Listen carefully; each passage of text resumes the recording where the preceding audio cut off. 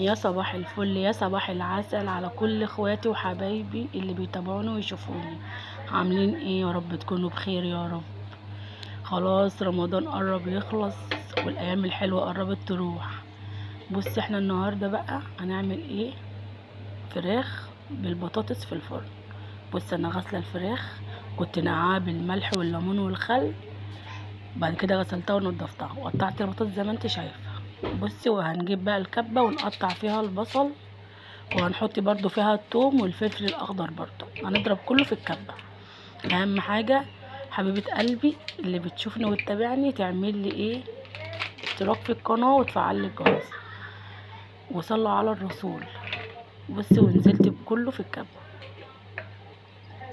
وهنحط ايه؟ شويه فلفل اسود كده ايه مع الدقه دي. تمام، وهنروح بقى نضربهم في الكبه، وضربتهم زي ما انت شايفه كده معايا. عايزه اقول لك ريحه الدقه دي تحفه تحفه. هنجيب بقى الصينيه وننزل عليها بالبطاطس، هنفرشها في الصينيه. بصي ممكن تعمليها بالشكل ده وممكن تعمليها مدوره، بس احنا بنعملها بالشكل ده. وهنزل عليها بشويه دقه بقى كده بالبصل والفلفل والثوم، وهسيب شويه في الكبه هحطهم ايه على الفراخ من على الوش كده. تمام. بص شكل البطاطس والدقه جميله وتحفه، وعايزه اقول لك ريحتها في منتهى الجمال. جربي كده الطريقه دي وهتعجبك جدا زي ما انت شايفه كده. وهنحط شويه ملح كده عليها، وهنزل بقى ايه عليها بالفراخ كده، هرصها من على الوش كده. اوعي تنسيني بالاشتراك في القناه واللايك الحلو بتاعك. زي ما انت شايفه كده رصيت الفراخ،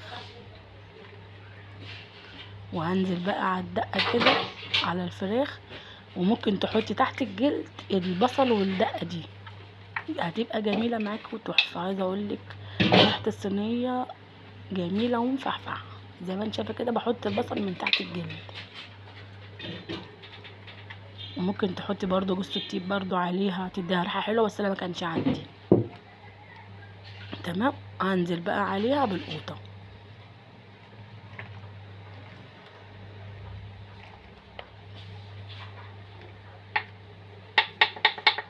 كده. خلاص هي كده خلصت معايا، وهروح بقى ايه احطها في الفرن. بصي سهله وبسيطه ومتاخدش معاكي وقت. هنعمل بقى شويه رز بشعريه.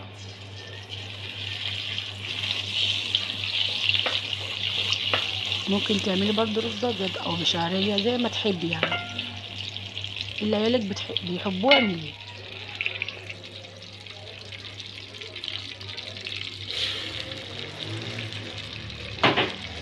ولو انتوا عندكم فكره تانية لصينيه البطاطس دي ممكن برضو تقولها لي في التعليقات. بصي حمرت الشعريه زي ما انت شايفه كده، وهي كده بصي اتحمرت معايا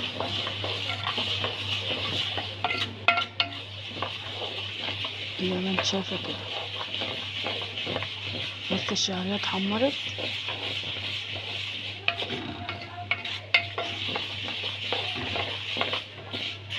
تمام كده خلاص. انزل بقى عليها بالرز، واهم حاجه تقلبي الرز بالشعريه شويه قبل ما تحطي الميه عشان الرز يطلع معاكي مفلفل وجميل. واهم حاجه معيار الميه بتاع الرز، في رز بياخد ميه وفي رز ما بياخدش ميه، حسب الرز بتاعك نوعه ايه. تمام كده وتقلبي وكده خلاص، وهغطيه بقى يستوي. بص الرز معايا استوي وبقى جميل، وعايزه اقولك تحفه مش معجن وريحته جميله جدا.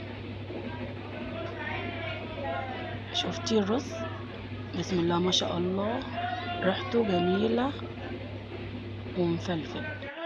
اهم حاجه اوعي تنسيني بالاشتراك في القناه بالله عليكي. وادي معانا الرز خلص، وادي صينيه البطاطس خلصت اهي معانا. ايه رايك بقى؟ لو عجبك الاكله الجميله دي اوعي تنسيني بالاشتراك في القناه. شرفيني بمعرفتك ونوريني عندي في القناه. رب يسعدكم ويخليكم ويبارك فيكم، وكل سنه وانتم طيبين، ويا رب يا رب يجعل ايامنا كلها سعاده وهنا يا رب يا رب يا رب العالمين.